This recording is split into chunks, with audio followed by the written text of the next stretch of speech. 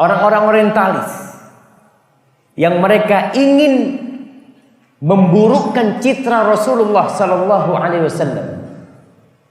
Dan sampai hari ini karikatur-karikatur itu dibikin sama mereka untuk menjelekkan Nabi alaihi salatu wasallam. Mereka ingin mengatakan Nabi itu rajul syahwani, orang hiperseks, naudzubillah min kalamihi. Sampai kendaraannya berkepala wanita, naudzubillah. Ahibati fillah, pulang dari Isra, beliau menceritakan kejadian itu kepada penduduk Mekah. Sebagian sahabat yang awalnya muslim murtad. Kok bisa murtad? Itu fitnah. Engkau benar nggak beriman? Dikasih ujian sedikit, goyah. Itu peristiwa yang fitnah. Peristiwa lain, perang Badar. Ketika Nabi alaihi salatu wassalam berangkat ke kota Madinah, penduduk Madinah itu terbagi menjadi 3. Muslimin, musyrikin, dan Yahud, orang-orang Yahudi. Jadi kalau kita bicara Islam itu dari sejak awal sudah ada interaksi dengan orang-orang selain Islam. Orang Yahudi dan orang musyrikin satu kota sama Nabi alaihissalam di Madinah. Peristiwa perang Badar. Ketika terjadi perang Badar, yang musyrikin berkurang drastis. Mereka masuk Islam. Tapi mereka pura-pura masuk Islam. Itulah orang-orang munafikin. Sholat ke masjid. Orang munafik itu sholatnya di Masjid Nabawi. Bayangkan. Yang jadi khatib Rasulullah SAW. Yang jadi imam baginda Nabi alaihi salatu wassalam. Makmumnya ada yang munafik. Dan itu fitnah dalam kehidupan ini. Apakah kita termasuk orang-orang yang beriman semuanya yang ada di masjid ini? Atau sebagian ada orang-orang munafikin yang hadir? Mungkin ada.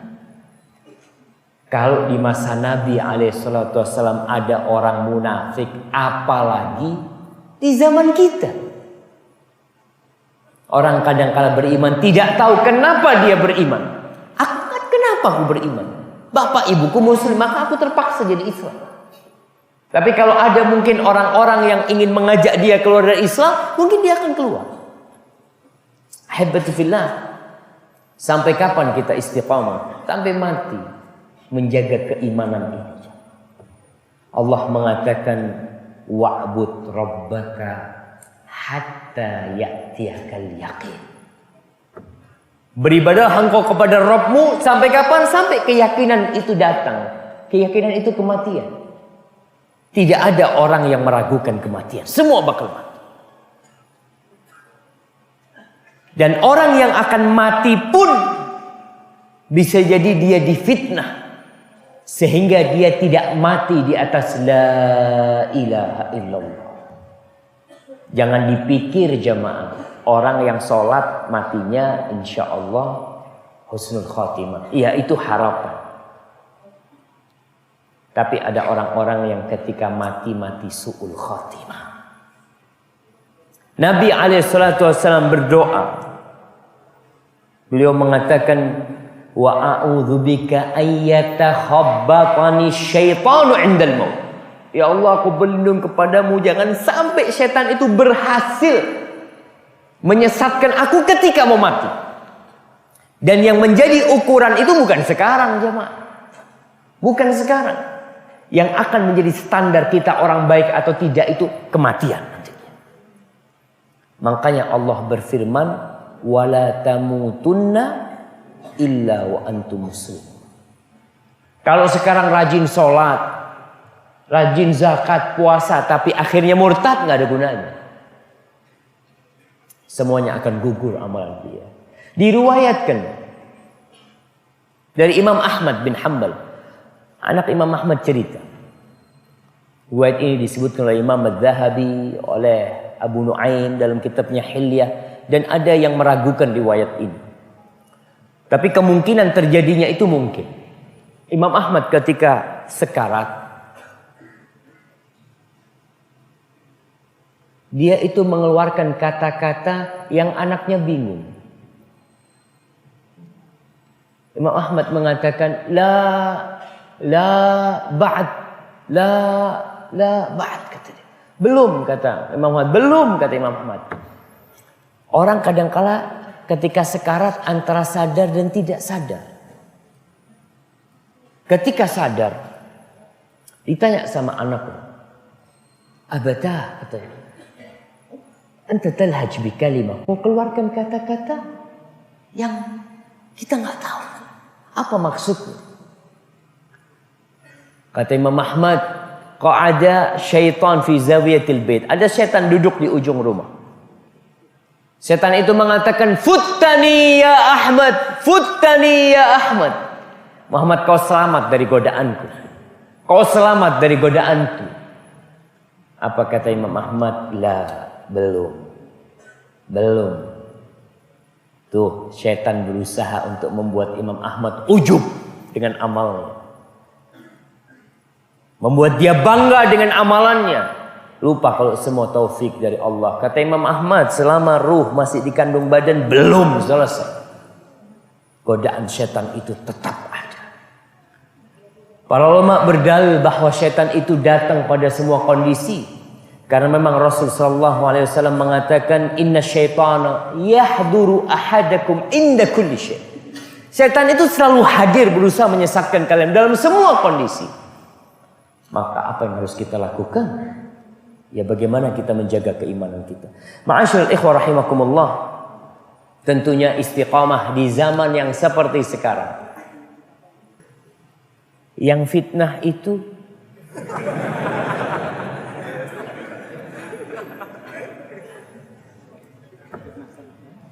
nah, ya alhamdulillah, datang lagi tuh jemaah.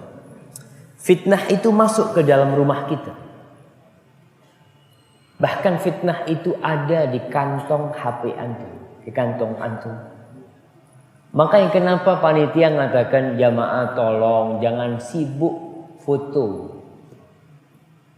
Kadang kalau ustadznya duduk yang pertama dikeluarkan HP-nya. Langsung dikirim kemana? Fitnah. Bahkan lebih parah dari itu. Rasul sallallahu alaihi wasallam mengatakan, badiru bil a'mal fitanan ka qita'il lailil muzlim yusbihu ar-rajulu mu'minan wa yumsi kafiran wa yumsi mu'minan wa yusbihu kafiran yabi'u dinahu bi'aradin minad dunya. Kata Nabi alaihi salatu wassalam, ini Nabi mengatakan kepada para sahabatnya, kepada generasi terbaik umat ini. Antum doakan jamaah, semoga sound systemnya jadi bagus. Mudah-mudahan yang ngutek-ngutek sound system ini bukan ustaz. Nah, kenapa kok anak katakan mudah-mudahan bukan ustaz? Karena kita bicara fitnah. Dalam fitnah itu, idza wusidal amru ila ghairi ahlihi fantadhiris sa'ah. Kalau kerjaan itu diserahkan kepada yang bukan ahlinya, tunggu kiamat. Tunggu kiamat. Kata Nabi SAW kepada generasi terbaik umat ini, kalian cepat-cepat beramal sebelum datang fitnah. Fitnah yang kayak apa? Padahal dalam hidup kita semua difitnah. Iya, ini fitnah yang berbeda. Fitnah yang seperti potongan malam yang gelap gulita. Gelap gulita aja. Antum ketika ini dimatikan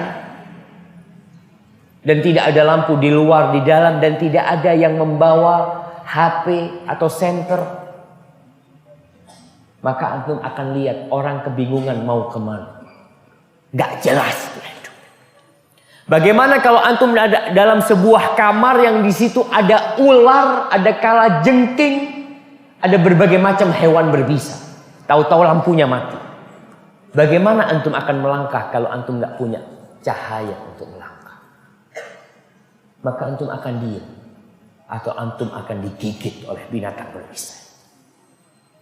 Kata Rasul sallallahu alaihi wasallam, kalian cepat beramal. Nih, Nabi alaihi salatu wasallam sudah memberikan kunci kepada kita. Dalam masa fitnah, cepat beramal. Kenapa? Karena amalan itu akan jaga antum insyaallah.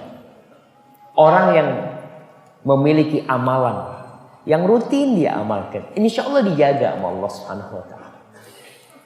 Yusbihur rajulu mu'minan, paginya masih mukmin, sorenya bisa kafir. Jadi hitungan jam orang itu bisa kafir. Sorenya mukmin, paginya bisa kafir. Kenapa? Dia jual agamanya demi mendapatkan dunia.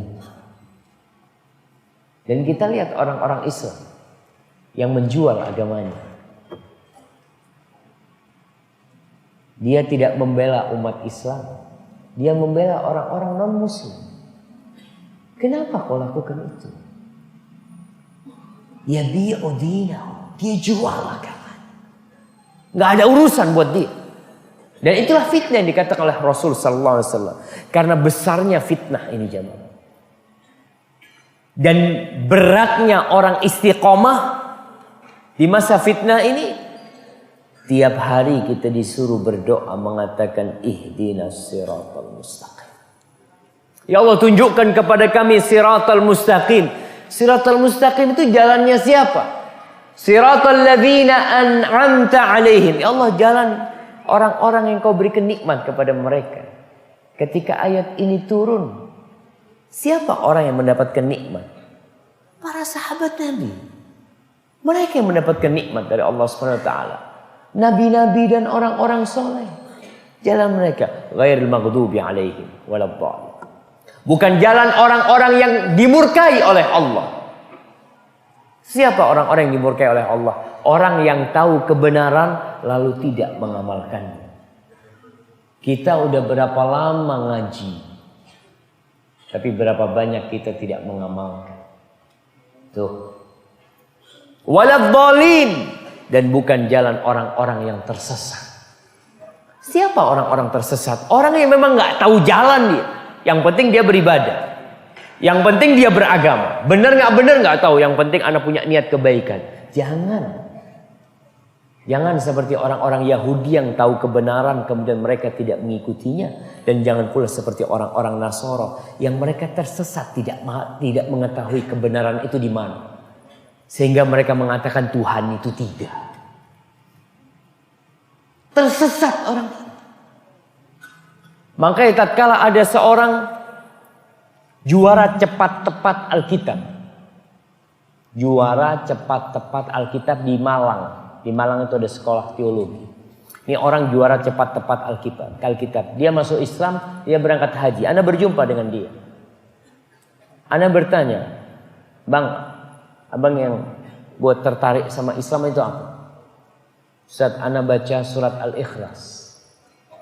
Qul huwallahu ahad. Ana ya Allah, ini yang ana cari dari dulu. Allah itu Esa. Allahus Samad. Lam yalid wa lam yulad. Dia langsung masuk Islam. Subhanallah. Itu orang ketika tahu kebenaran dan mengikuti kebenaran itu sendiri. Karena di antara kita ada yang tahu kebenaran tapi gengsi. Sok. Karena kesombongan dia tidak mau ikut. Apalagi ketika yang menyampaikan anak muda kadang-kala. Masya Allah, itu banyak. Kalau antum melihat kebanyakan pengikut Nabi itu orang tua apa anak muda? Orang tua apa anak muda? Hah? Orang tua. Nabi SAW diutus umurnya 40 tahun. Itu puncak masa muda. Abu Bakar As-Siddiq umurnya pada waktu itu 38 tahun. Umar bin Khattab umurnya 28 tahun. Ali bin Abi Thalib 10 atau 11 tahun. Sa'ad bin Abi Waqqas baru 17 tahun. Mus'ab bin Umair belasan tahun. Anak-anak muda mereka. Karena masih gampang menerima kebenaran mereka. Tapi ketika orang itu sudah sepuh, dia merasa, tahu apa kau? Anak baru kemarin lahir. Mungkin sebagian mengatakan kencing aja belum lurus. Iya. Masih bau kencur atau macam-macam. Sulit diterima. Karena ada kesombongan di diri orang itu. Maka kita memohon kepada Allah agar kita istiqomah terus. Siratal mustaqim ya Allah.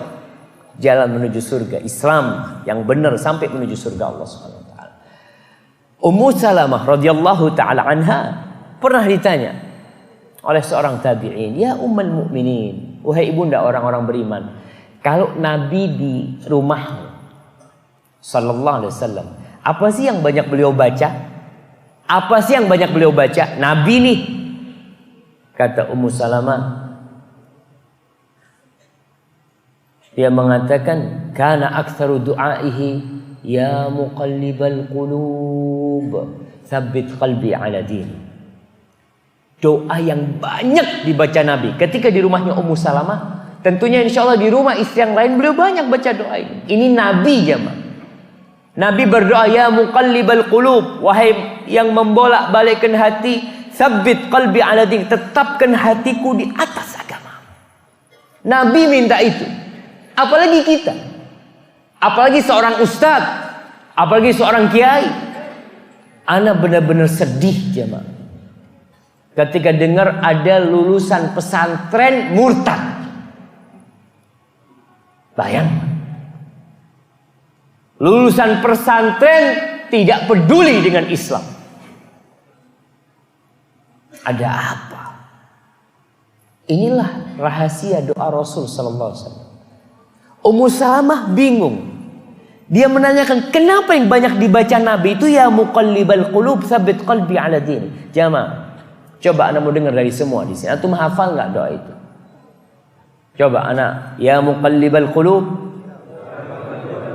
tsabbit qalbi 'ala din. Antum baca. Ya Allah, ya muqallibal qulub tsabbit qalbi 'ala dinik. Antum pulang dari kajian cuma bawa itu, ana bahagia. Antum pulang dari kajian ini antum baca, punya satu amal, alhamdulillah ana pulang dapat satu dari Ustaz. Doa yang banyak dibaca Nabi, ya muqallibal qulub tsabbit qalbi. Selesai. Ummu Salamah bertanya, "Ya Rasulullah,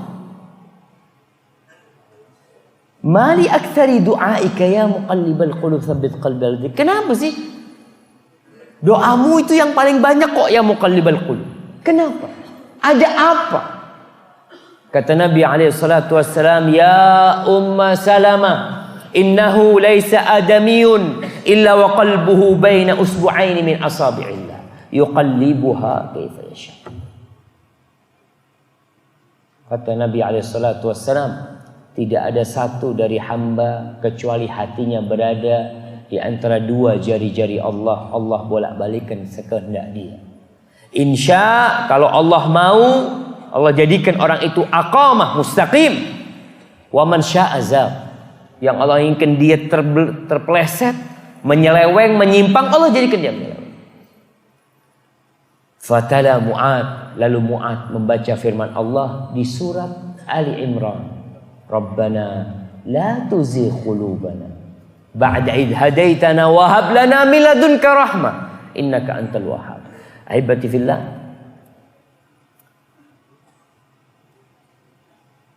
kita diperintahkan untuk istiqamah. Nabi diperintahkan untuk istiqamah. Di dalam surat Hud ayat 112 Allah mengatakan kepada nabinya, "Fastaqim kama umirta." Muhammad, kau istiqamalah sebagaimana engkau diperintahkan. Istiqomah ini, istiqomah di atas apa? Kadangkala kita istiqomah di atas pendirian kita, ternyata pendirian kita salah. Sampai mati kita istiqomah di atas kesalahan. Ustaz, anak kira sudah benar yang anak kerjakan. Tuh, Allah perintahkan kepada nabinya, "Fastaqim kama umirta." Istiqomahlah engkau sebagaimana engkau diperintahkan. Artinya kalau mau istiqomah, istiqomah ala amrillah. Di atas perintah Allah kau istiqomah. Wa man taba ma'ak. Dan juga orang-orang yang bersamamu. Kita nih yang mengaku beriman hendaklah istiqomah di atas perintah Allah Subhanahu wa taala. Wala tadghaw. Jangan melampaui batas, jangan. Agama ini mudah. Agama Islam ini gampang, enggak sulit. Jangan disulit-sulitkan. Sebagian orang yang merasa Islam ini berat karena dia tidak tahu Islam itu apa. Sebagian orang suruh sedekah, eman-eman dia sedekah. Ya karena dia nggak ngerti kalau uang yang dia keluarkan itu sebenarnya itu yang dia tabung. Tadi tuh udah lewat tuh kotak amal. Sebagian orang ketika ngelihat dompet, dia lihat yang merah-merah banyak di situ. Nggak ada yang abu-abu. Abu-abu berapa jemaah? 2.000. Nggak jadi dia infak. Allah. Ketika ada yang 2.000 ada 5. 2.000 ada 5. Yang merah ada 10. Kira-kira yang dikeluarkan yang mana? 2005 apa 2001? 2001 lagi. Buat parkir yang ini. Allahu Akbar. Tuh kita tuh kayak gitu tuh. Padahal kalau kau keluarkan yang merah, itu sebenarnya yang milikmu. Orang kan kenapa dia berat mengeluarkan yang merah? Karena dia berpikir habis duitnya. Padahal yang kau keluarkan itu yang kau simpan. Kau mati, datang ke kuburan tuh 100.000. Tapi kalau kau hanya ngasih 2.000, yang datang ke kuburan 2.000. Yang 100.000 kemana? Anaknya bagi-bagi waris. Anaknya sedih, bapaknya mati. Allahumma gfir lahu warham. Pulang dapat seminggu. Ini warisan gimana nih? Selesai sudah. Karena memang nggak punya hak. Yang mati itu nggak punya hak lagi. Ketika dia mati selesai. Jadi haknya siapa? Ahli waris. Engkau hanya punya 2 atau 3. Wasiat, utang, dan untuk urusan jenazah. Sisanya punya ahli waris. Nggak bisa berbuat apa-apa. Maka disitulah Allah ceritakan bagaimana tatkala orang mau mati, hatta idza hadara ahadahumul maut qala rabbirji'un. Dia minta dibalikkan. Untuk apa? Ya untuk beramal saleh, untuk bersedekah. Maka Islam agama yang mudah, jangan berlebih-lebihan. Nah, Islam agama yang mudah, tapi Islam bukan untuk diremehkan. Engkau laksanakan Islam sesuai dengan perintah. Istiqomah sesuai dengan perintah. Nggak usah ditambah-tambahin, nggak usah dikurang-kurangin kok. Yang terjadi tatkala orang tidak istiqomah di atas perintah, inilah yang menyebabkan terjadinya perpecahan di antara umat Islam. Ketika mereka datang ke atas perintah Allah dan Rasulnya, insya Allah bareng jalan. Ahibati fillah. Tadi kita sebutkan ada orang yang beribadah ini ikut senengnya. Allah mengatakan di surat Al-Hajj ayat 11, "Wa minan nas may ya'budullah ala harf." Ada orang yang menyembah Allah di pinggiran. Fa in asabahu khairan itma'an. Ketika dia dapat kebaikan, imannya tambah kuat. Wa in asabathu fitnah, ini Allah katakan, ketika dia kena fitnah, inqalaba ala wajhi, dia murtad. Ketika kena fitnah langsung dia murtad. Agamanya dia jual. Khasirat dunya wal akhirah. Dia akan merugi dunia dan akhirat. Dia jual agamanya untuk mendapatkan dunia. Dia rugi dunia dan akhirat. Jamaah, sakinah itu hanya untuk orang-orang yang beriman. Kebahagiaan itu hanya untuk orang-orang yang beriman dan beramal saleh. Man amila salihan min dzakarin aw untha wa huwa mu'min falanuhyiyannahu hayatan thayyibah. Barang siapa beramal saleh, lelaki atau wanita, dan dia beriman, kita akan berikan kehidupan yang bahagia buat dia di dunia dan di akhirat. Berarti orang yang tidak beriman, yang tidak beramal soleh, maka keimanan dia tidak akan mengantarkan kepada kebahagiaan dan dia tidak akan bahagia. Ahibati fillah, seorang mukmin harus tegar dalam menghadapi fitnah. Apapun kondisinya. Mungkin kalau perlu nyawanya diberikan, dia berikan. Ada banyak fitnah. Antum pelajarin nih fitnah-fitnah. Kadangkala ada orang yang kuat dengan satu fitnah, yang kedua dia nggak kuat. Ada yang kuat dengan fitnah wanita. Masya Allah. Ada wanita lewat dia nggak noleh. Tapi kalau urusan fulus, fitnah. Baik, beberapa macam fitnah. Yang pertama, antum difitnah dengan disiksa oleh musuh-musuh dan orang-orang ahli kebatilan. Seperti saudara kita di Rohingya, seperti saudara kita di Aleppo. Selesai Aleppo, jemaah. Allahu Akbar ya. Anda kalau melihat video saudara-saudara kita yang disiksa oleh tentara Bashar Assad, itu Anda melihat yang ditanam, kepalanya tinggal di atas, dipukulin, ditendang, diinjak, supaya mengatakan Bashar itu Tuhan. Dia mengatakan la ilaha illallah. Kira-kira antum kalau difitnah seperti itu, apakah antum tetap beriman? Bilal bin Rabah difitnah, disiksa di tengah padang pasir. Ammar bin Yasir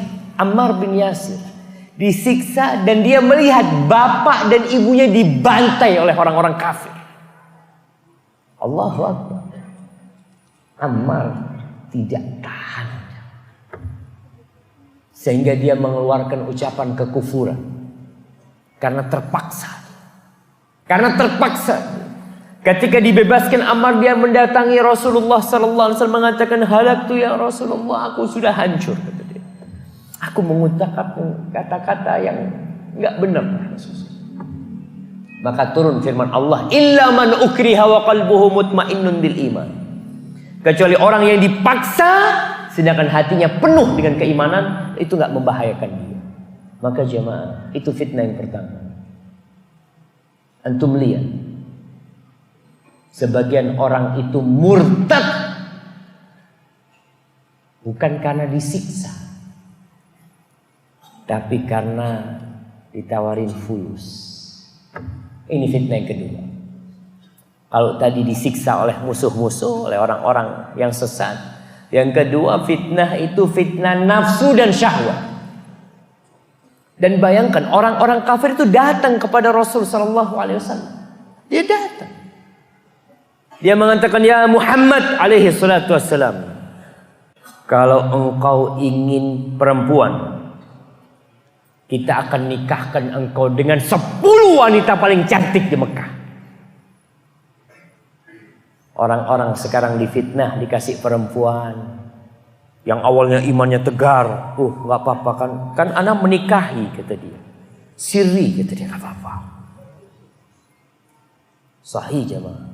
Wallah kita nggak tahu ketika difitnah dengan wanita. Ada yang syahwat perut, ada yang syahwat kekuasaan. Ada orang yang siap menggadaikan imannya demi kekuasaan, demi dia menjabat jabatan. Sebagian orang berangkat ke dukun, cari wangsit kemana macam-macam agar dia mendapatkan jabatan.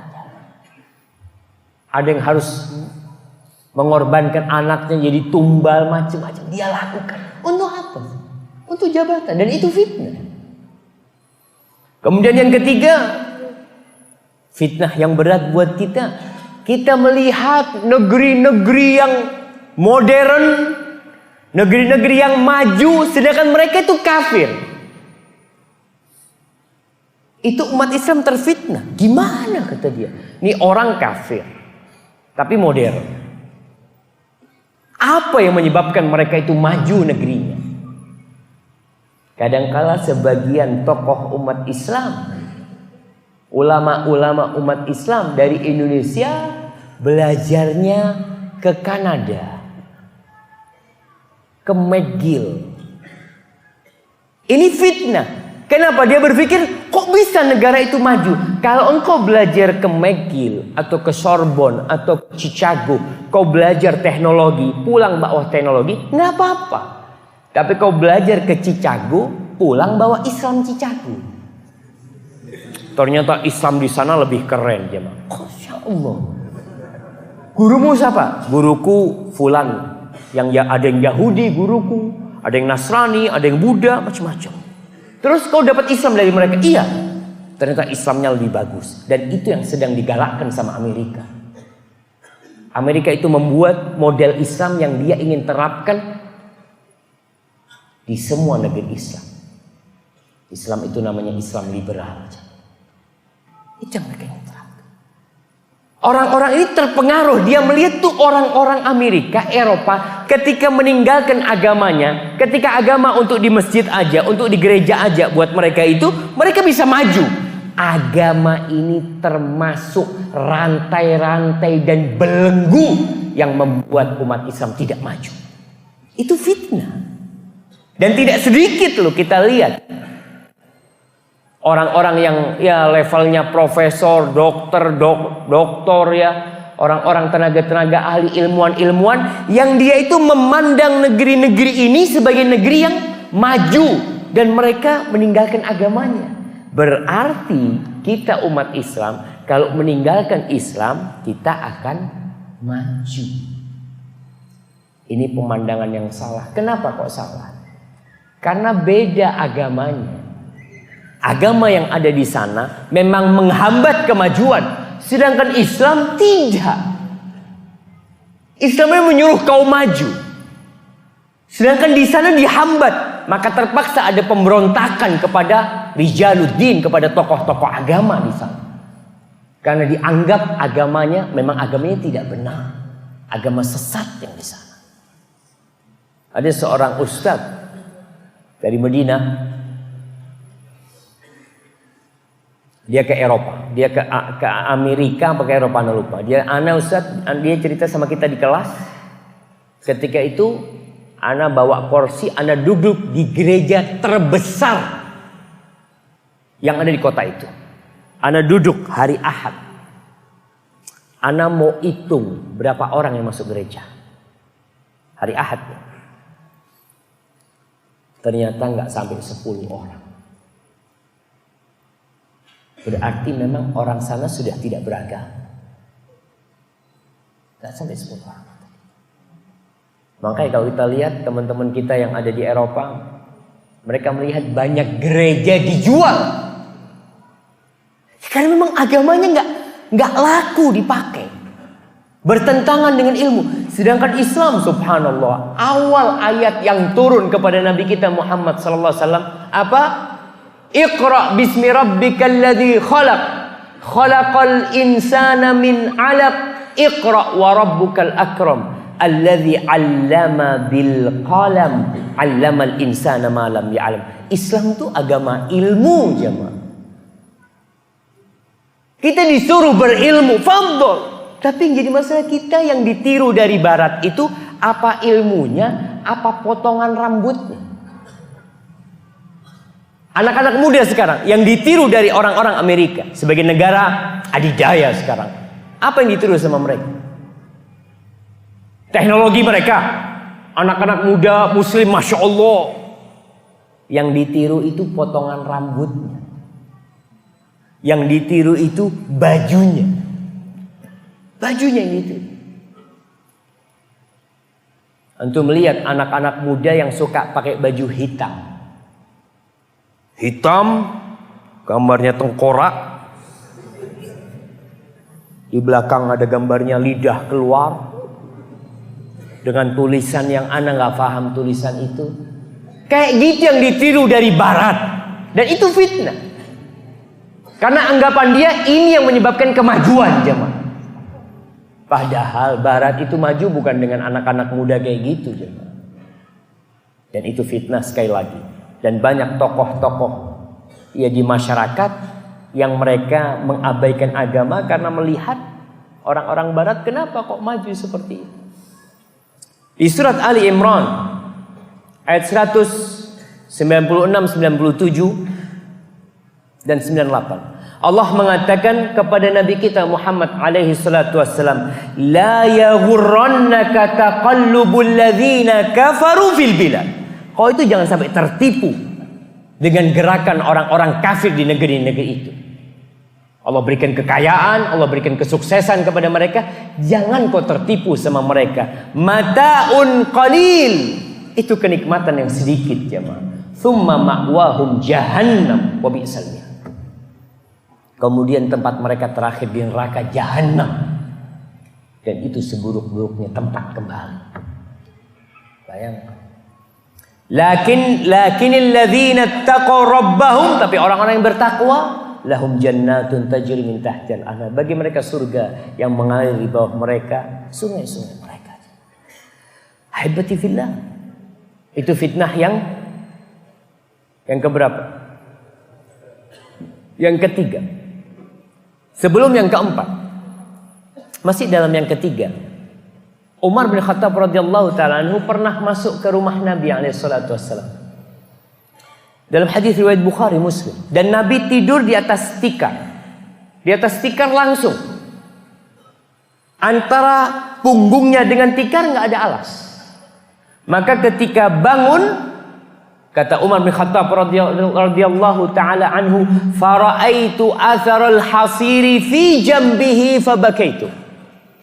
Aku melihat bekas garis-garis tikar itu di samping tubuh Nabi sallallahu alaihi wasallam, maka aku pun menangis. Nabi, manusia terbaik, manusia termulia, tidur di atas tikar dan tidak ada alas.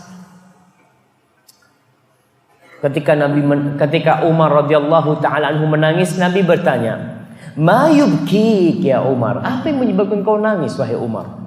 Faqultu ya Rasulullah, inna Kisra wa Kaisar fima huma fi wa anta Rasulullah sallallahu. Ya Rasulullah, tuh Kaisar Romawi dan Kisra raja Persia hidup bergelimang harta bermewah-mewahan, sedangkan engkau adalah utusan Allah hidup seperti ini. Apa kata Rasul sallallahu alaihi wasallam? Menyenangkan hati Umar, dia mengatakan, "Ama tardo an takuna lahumud dunya wa lana al-akhirah." Umar, apakah kau enggak ridho buat mereka dunia? Dunia buat mereka. Oke, mereka kaya raya, silahkan. Mereka bermewah-mewahan, mereka canggih, iya silahkan. Dan bagi kita akhirat. Yang keempat, seorang itu difitnah oleh lingkungan. Ketika dia hidup menegakkan Islam di tengah orang-orang yang tidak suka dengan Islam, itu fitnah. Seorang sahabat Nabi yang hijrah dari Mekah menuju ke Habasyah. Hijrah dari Mekah ke Habasyah untuk menyelamatkan agamanya. Salah satu sahabat Nabi di sana murtad. Ketika lingkungannya semuanya Nasrani. Dan terjadi murtad. Dan ada sebagian di antara mereka yang hafal Al-Baqarah, hafal Ali Imran, lalu murtad. Karena lingkungan. Saudara-saudara kita yang hidup di Eropa dan di Amerika. Ana hari Selasa yang lalu, kalau nggak salah sempat ngisi kajian live via Skype itu buat teman-teman kita di Amerika. Mereka mengatakan, Ustadz, kita semakin tertekan di sini. Kalau yang laki aman, Ustadz. Yang laki jenggotan nggak ada masalah, karena sekarang orang Barat lagi ngetren jenggotan. Pemain-pemain bola jenggotan, bintang-bintang film jenggotan. Tuh umat Islam di Indonesia ketika ngelihat pemain film jenggotan, dia jenggotan. Kenapa? Keren. Bukan sunnah, bukan. Karena keren. Kata mereka kalau yang laki jenggotan nggak ada masalah di Amerika, karena lagi ngetren jenggot sekarang. Tapi kalau yang perempuan pakai jilbab, Ustaz, Allahu Akbar, difitnah. Kata salah satu di antara mereka, Ustaz, ana pernah ngisi bensin di pom bensin, dipepet mobil ana sama anak-anak muda. Mereka mengatakan, kau pulang ke negerimu, ada apa di sini kau? Lalu salah seorang mereka mengambil sesuatu, Ustaz. Ana cuma bisa pasrah Entah apa yang akan terjadi. Ternyata dia ngelempar anak sama kulit kacang untuk menghinakan seorang muslim. Dan ini fitnah. Na'udzubillah. Ada seorang yang cerita hidup di negeri kafir. Di sana tuh anak umur 18 tahun orang tua sudah tidak punya kuasa kepada anaknya. Anak bisa melaporkan orang tuanya di sana. Itu ada anak-anak muslim yang jadi pelacur. Bahkan menjadi bintang-bintang film yang na'udzubillah. Seperti itu. Fitnah. Seorang syekh pernah berkunjung ke Eropa. Banyak orang-orang Islam yang dari Timur Tengah hijrah ke Eropa. Mau nggak mau dia difitnah di sana. Oke, di negerinya, di negeri anak nggak bisa bebas beribadah. Baik, tapi masih negeri Islam. Tapi kau pindah ke negeri kafir. Syekh itu berpesan, kalau kau bisa menjamin anak cucumu masih Islam, kau boleh tinggal di negeri ini. Itu orang yang dikasih tahu sama Syekh langsung menangis. Dia mengatakan jangan anak cucunya, anaknya sudah nggak benar. Lingkungan aja. Kemudian yang kelima, fitnah di mana kebenaran dan kebatilan itu jadi kabur. Banyak umat Islam. Kalau kita bicara sekarang lagi rame masalah memilih pemimpin muslim atau kafir. Kan banyak umat Islam yang masih kabur. Yang mana sih yang benar? Dan itu fitnah. Sehingga orang akan ikut yang mana, dia akan terfitnah di sana. Ketika tidak punya pegangan, maka dia akan ikut siapa yang ngasih duit sama dia. Kita banyak kebenaran dan kebatilan itu jadi abu-abu buat kita. Sampai kita bingung mau tanya sama ustadz yang mana. Ustadz ini bilang boleh, yang ini bilang nggak boleh. Ya Allah. Terus bagaimana hidup umat ini? Kayak itu fitnah. Antum mau ikut mana? Bagaimana antum mencari keridhaan Allah? Dalam kondisi kebenaran dan kebatilan bercampur. Ada yang mengatakan Allahu Akbar. Siapa yang mengatakan riba itu haram? Bank ini haram. Kata dia, yang haram itu yang berlipat-lipat ganda. Bank ini kan cuma nyita rumah, nyita kebun, apa-apa. Emangnya nggak berlipat ganda itu bank? Ada aja. Sehingga orang itu kadang-kala masalah jilbab. Orang jadi, anak ketemu seseorang udah ngerti agama tapi nggak mau pakai jilbab. Anak tanya, bang, kenapa bang? Bukan ada fatwa yang mengatakan jilbab nggak wajib, Ustaz. Iya, itu fitnah dia. Dia mau ikut yang enak, ikut yang nyaman, atau dia mau ikut kebenaran. Ustaz, ini fatwanya seorang ulama ini. Tinggal dilihat. Antum terfitnah di sini. Kadangkala ketenaran seorang ulama tidak menjamin yang dia sampaikan semuanya benar. Dan ada pendapat-pendapat yang nyeleneh yang kita harus hati-hati dengan pendapat seperti itu. Tapi bagaimana supaya kita istiqomah di zaman fitnah? Kita ini baru muqaddimah, jemaah. Kan temanya kan istiqomah. Insya Allah, nah lihat sebagian sudah merah matanya, sama, nah belum tidur jemaah. Antum sudah makan? Hah? Belum? Sama anak jemaah. Sama kalau belum makan. Cuma anak lihat sebagian kalau jemaah itu ngantuk bisa tidur.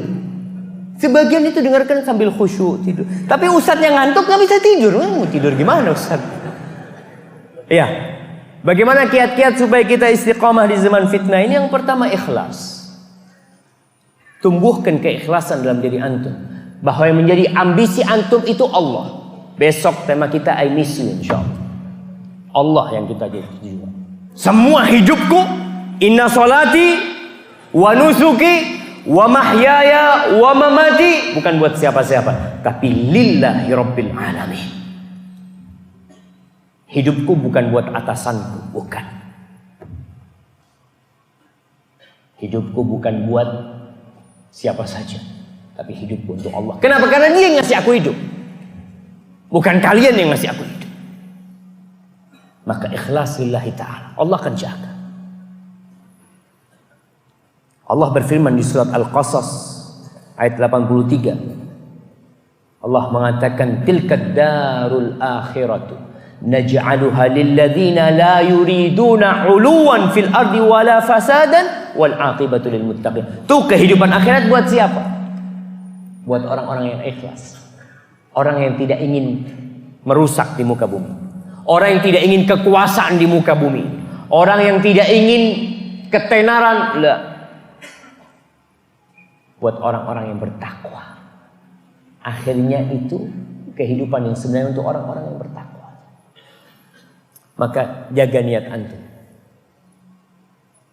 Antum cari dunia, fadl cari dunia. Tapi cari dunia buat Allah Subhanahu wa taala. Nanti di hari kiamat akan ada orang yang ditanya. Allah akan bertanya kepada seorang hamba. Dan ingat, ma min ahadin illa sayukallimuhu rabbuhu laisa bainahu wa bainahu turjuman. Tidak ada satupun di antara kita kecuali akan diajak berbicara sama Allah tanpa penerjemah di antara kedua. Salah satu yang dikatakan, Allah mengatakan kepada hambanya, ju'tu falam tut'imni. Aku lapar, kau enggak kasih aku makan. Maritu falam ta'udni. Aku sakit tapi engkau tidak mengunjunginku. Hamba ini bertanya, ya Allah, kaifa ut'imuka wa anta rabbul alamin? Kaifa a'uduka wa anta rabbul alamin? Orang ini bertanya, ya Allah, gimana aku akan membesukmu sedangkan engkau rabbul alamin? Bagaimana aku akan ngasih makan engkau padahal engkau rabbul alamin? Kata Allah, abdi fulan, hambaku fulan kelaparan, kau enggak kasih makan dia. Kalau kau kasih makan dia, kau akan dapatkan pahalanya di sisiku. Hambaku fulan sakit, kau tidak kunjungin dia. Kalau kau kunjungin dia, kau akan dapatkan pahalanya di sisiku. Jamaah, kita ini hidup buat Allah. Wabtaghi fima ataka Allah ad-darul akhirah. Dengan apa yang Allah berikan kepadamu itu carilah akhirat. Wala tansa nasibaka minad dunya. Tapi kau jangan lupa kau hidup di dunia. Butuh ongkos. Jangan semua duitmu kau habiskan. Kau butuh ongkos dalam kehidupan ini. Kau punya kewajiban ngasih makan kepada anak-anak istrimu, tapi tetap hidupku untuk Allah SWT. Yang kedua, senantiasa mengikat diri dengan Al-Quranul Karim. Quran ini kitab istiqomah, jemaah. Allah mengatakan inna hadzal Quran. Nih Quran nih kata Allah, yahdi lillati hiya aqwam, menunjukkan kepada jalan yang paling lurus. Maka kita harus menjadi generasi Al-Quranul Karim. Antum jangan pernah memejamkan mata antum kecuali antum baca Quran. Setiap hari antum baca. Antum baca artinya. Quran itu bukan buat hiasan dinding. Iya. Kadangkala ada dinding-dinding dihiasi dengan kaligrafi. Kalau kaligrafinya bisa dibaca, alhamdulillah. Tapi ada kaligrafi yang nggak bisa dibaca. Orang beli kaligrafi ditaruh di rumahnya, di ruang tamu. Oh keren ini, mahal belinya, 10 juta. Tamunya datang, Masya Allah. Berapa beli Pak? Masya Allah, enggak Ustaz, ini enggak mahal Ustaz, cuma 10 juta Ustaz. Apa bacaannya? Wallahu a'lam Ustaz. Kaligrafi nggak tahu bacaannya apa. Hanya dibuat hiasan Quran lah. Allah mengatakan di surat Al-Furqan ayat 32, wa qala alladzina kafaru laula nuzzila alaihi al-Qur'an jumlatan wahidah. Orang-orang kafir mengatakan, kenapa nih Quran kok nggak diturunkan kepada Muhammad SAW sekaligus? Langsung 30 juz. Kenapa kok turunnya itu sedikit-sedikit? Apa kata Allah? Kadzalika linutsabbita bihi fuadak warattalnahu tartila. Begitulah kita turunkan kepadamu melalui proses yang cukup panjang. Untuk apa? Agar kami menetapkan hatimu istiqamah. Agar istiqamah. Maka kita baca tuh Quran. Baik. Jamaah udah jam berapa? Hah? 5 menit lagi. Baik, 5 menit lagi jamaah. Masya Allah, yang di belakang maunya 15 menit jamaah. Antum maunya berapa menit lagi? 1 jam lagi sih. Yang mau 1 jam cuma 1 orang, yang lainnya Ustaz cukup sudah, Ustaz sudah lapar. Nah, sama-sama. Cuma ya bismillah kita lanjutkan sebentar. Baik, yang ketiga, seorang muslim harus yakin dengan agama dia. Yakin. Bagaimana akan yakin? Ya itu belajar. Kita ini kebanyakan Islam keturunan. Sebagian itu nanti ketika ditanya oleh Munkar dan Nakir di kuburan, yang ditanya itu orang-orang mukmin dan orang-orang munafiqin atau fajir, kafir. Sebenarnya mengatakan orang kafir nggak ditanya. Yang ditanya orang-orang yang beriman.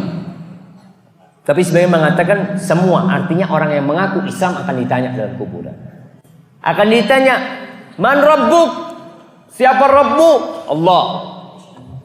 Siapa agamamu? Apa agamamu? Islam. Man hadzal rajul ladzi bu'itsa fikum? Itu orang yang diutus kepada kalian, siapa dia itu? La adri. Sami'tu an-nas yaquluna faqultu. Kata dia, aku nggak tahu, tapi aku dengar orang ngomong itu Muhammad, aku ngomong Muhammad Rasulullah. Berapa banyak di antara kita yang tidak kenal sama Rasul SAW? Maka perlu kita meyakini agama kita. Yakin. Bukan mengatakan semua agama sama. Lah. Semua agama benar. Lah. Yang benar cuma Islam. Inna dina indallahil Islam. Iya. Oh. Orang yang mengatakan agama yang benar hanya Islam, itu orang yang intoleransi. Ya. Tidak jamaah. Antum kalau lihat, buktikanlah Rasul sallallahu alaihi wasallam dan negeri-negeri Islam yang pernah ada. Itu orang Nasrani, orang Yahudi bebas mereka beribadah. Tapi tetap agama yang benar agama Islam, yang lain salah. Mereka mau sholat di gereja sama umat Islam, nggak boleh. Umat Islam itu nggak boleh ngebom gereja, nggak boleh. Di masa Umar bin Khattab radhiyallahu taala anhu, di masa puncak kejayaan Islam, itu puncak toleransi yang ditampakkan Islam. Umar datang ke Palestina radhiyallahu taala, ambil kuncinya Masjidil Aqsa, tidak ada satupun gereja yang dihancurkan oleh Umar bin Khattab radhiyallahu taala. Nggak ada. Berbeda dengan orang-orang Nasrani ketika menguasai kembali Andalusia. Anda sering ingatkan dengan Andalusia. Karena sejarah Islam itu hilang dari Andalusia. Padahal Islam 800 tahun ada di Spanyol jamaah. Sekarang umat Islam yang kenal dari Spanyol apa? Barcelona, Real Madrid, Barnibeu, apa? Iya itulah. Itu yang dikenal. Padahal Islam 800 tahun ada di situ jamaah. Kenapa? Itulah intoleransi.